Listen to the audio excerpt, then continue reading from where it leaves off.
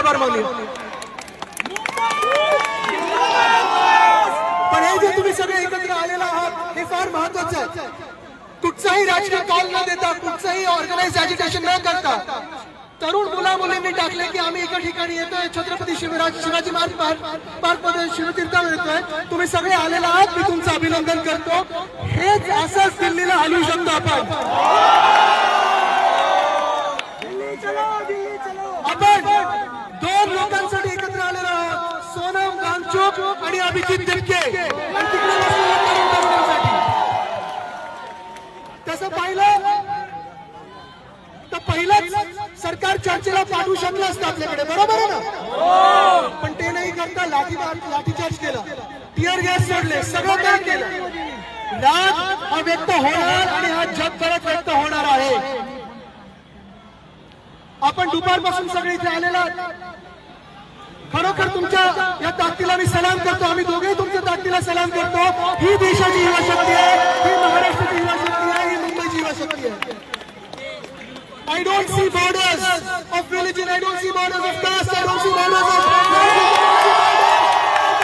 religion. I see one India, या एक भारत दिसतो मला. आणि म्हणून मी तुम्हाला सर्वांना विनंती करत आहे की पाऊस आता वाढणार आहे, सूर्यास्त होत आहे, पण आपल्याला शांत बसायचं नाही. रक्त हे सळसळतच ठेवायचं आहे. आता राजसाहेब पण आम्हाला सांगत होते, उद्धव साहेब आणि राजसाहेब बोलत आहेत, इतर पक्षांसोबत बोलत आहेत. मोर्चा मुंबईत आपण काढणार, कारण आपली एक मागणी आहे की धर्मेंद्र प्रधाननी राजीनामा द्यायलाच पाहिजे. आता मी आपल्या सर्वांना विनंती करत आहे, मैं सबको विनती कर रहा हूं कि अब जहां जहां से आए हो, आज के लिए, सिर्फ अभी के लिए, हम अपने अपने रास्तों से यही नारा देते हुए, यही देश की गूंज आगे लेते हुए अपने अपने घर जाए. क्योंकि 24 तारीख को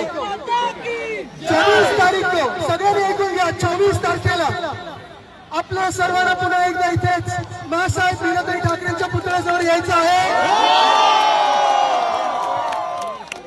राजकीय पक्षाचा बॅनर नसणार, राजकीय पक्षांचे झेंडे नसणार, झेंडा असणार तो एकच, म्हणजे भारत मातेचा तिरंगा झेंडा.